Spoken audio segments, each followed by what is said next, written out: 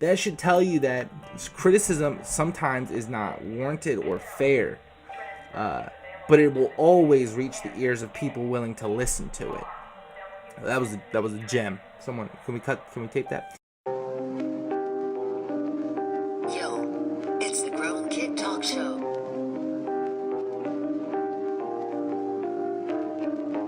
Yo, it's the Grown Kid Talk Show.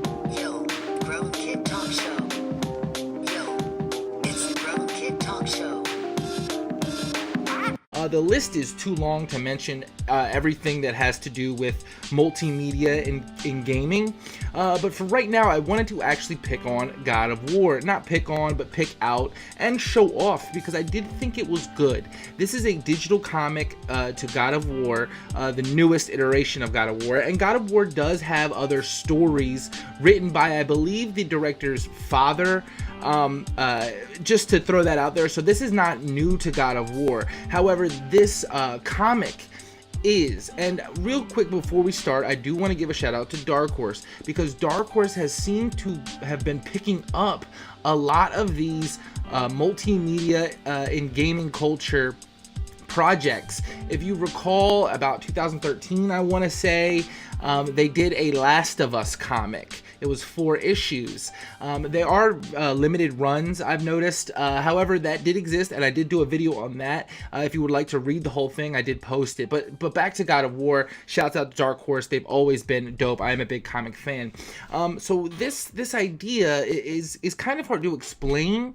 So I'm gonna give 2 examples here. So this is just really gonna be like a part 1, and maybe we'll talk about more instances. And I'm gonna bleed this in. You can see how I do my little transitions into the next segments. But for right now, God of War, this was really cool. You can control it there. You can see the buttons. It was a little confusing at first, but then I got it down, so I started to do it well. The only gripe I kind of had was that why not do voice acting on it?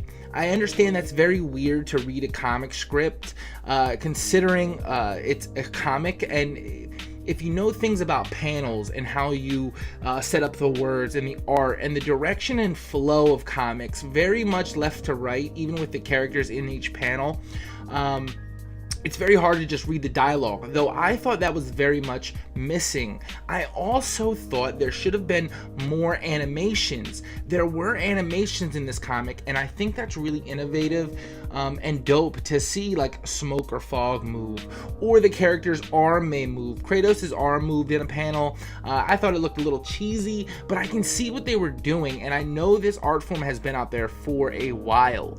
See how the leaves move? I really like that, and it's really nice. In VR too, there's some audio story pictures that move, and it's really cool. But God of War did it, and I guess we'll talk a little bit about the story itself. It is a prequel type of story.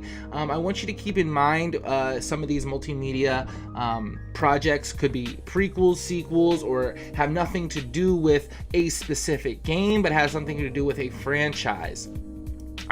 This is with Atreus and Kratos' interactions while the mother was still alive. You can see how they really interacted. You got hints of this, but this story kind of cements even further the fact, and the distance between them is very much great. And Kratos has to do his own battle every day. Apparently he goes out to test himself and make sure he's got his rage under control. I liked the story so much. There's actually an issue 0, and I think it goes up to 5 or something. You have to purchase them. This one was free, and this is why I really want to commend that. Releasing the first of whatever you're doing as free to get people excited and into it, I'm all for, and it gives me a chance to get into it and maybe show love, and other people may want to check out at least this comic. The art style was okay to me. I didn't think it was so outstanding. Again, I think animations could have been taken up a whole nother notch and level. It's just the really interesting part is I'm going to cut to this. They had commentary on this. Now, I ended up spending about 45 minutes with this one issue of a digital comic because they had commentary from the writers, the artists, and the head over at Santa Monica Studios. Santa Monica, if you didn't know, is the company behind God of War and has been forever. The commentary is what I found the most enjoyable and the most intriguing, and I got the most information and learned from this commentary. Being a creative, maybe you are too, this kind of information was invaluable. I did, graduate college with an English degree, and I actually did take a course that had to do with comics and how they're written. It was focused on Watchmen, but I didn't take that course. We did a different comic, but to understand how everything's mapped on a page, the speech bubbles, how important that is, how the shots are set up. It also has a lot to do with movie scripts and how much goes into just one panel on a page of 6 panels. What kind of direction in writing. I love the style between, it's just 2 people usually on a comic, and they go in to talk about this. It's a writer and the artist, and how their communication can make or break an art piece. I just thought this was really cool, and why I bring this up was to bleed into the topic of multimedia in gaming. I do have another idea for this kind of video where I'm going to look at the Kingdom Hearts VR experience. I'm really excited for that. I didn't watch it for this because I had spent so long, 45 minutes doing this, watching and hearing and listening to this project for God of War. But how do you feel about that? Do you like when your stories are told in different ways? Usually multimedia happens in books. For example, Harry Potter was a book, got made into a movie. It does happen a lot, and now that I'm kind of mentioning it, it might happen even more often than I might even realize. But in terms of video games, how well do these things really do? For example, on the Last of Us video I posted, some people were saying that they never even heard of a Last of Us comic. Some people said they read issue 1, but not all of them. How does this work? Does it feel like it's just DLC?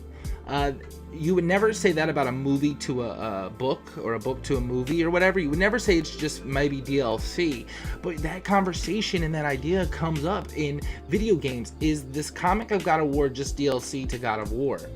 It is a prequel set in a time before the video game takes place, but not before all the other video games take place. So technically, I guess it could really be considered a sequel. That's also weird in terms of congruent storytelling. It's congruent if you're up to date and know things about the series, but it could seem confusing. But more about this, I did like it. It's just I think I wanted more from the comic itself, but the commentary gave me all that more I needed, and being interested in that kind of stuff really pushed it. So I'm gonna suggest, if you haven't checked out God of War, the digital comic, go do it. It's free to download, and it really is a nice story. I really do like the way the shots are posed and the art in specific instances. Just the overall style I'm not necessarily too big of a fan of, because I think a lot more could have been done. That's the only gripe I really have. Obviously everything can't be free, so I can't read the other ones, but maybe, who knows, in the future. I do get physical copies of comics, and I do get manga and stuff, but I just wanted to bring this idea in and have it bleed into that Kingdom Hearts. Really, Sony. The other big thing I want to mention about this, and this is going to go into the next topic, and my mind was racing when I thought about this, mixed multimedia, mixed media in video game culture, and that Kingdom Hearts VR experience bleeded into Sony as a whole, and it got me on the DLC idea. I know I want to talk about the Kingdom Hearts 3 DLC, but for now I want to talk about one of the bigger names from Sony, and one of the mixed multimedia that I think was really successful, however hugely underrated, and that's Final Fantasy. Yo, it's the Grown Kid Talk Show.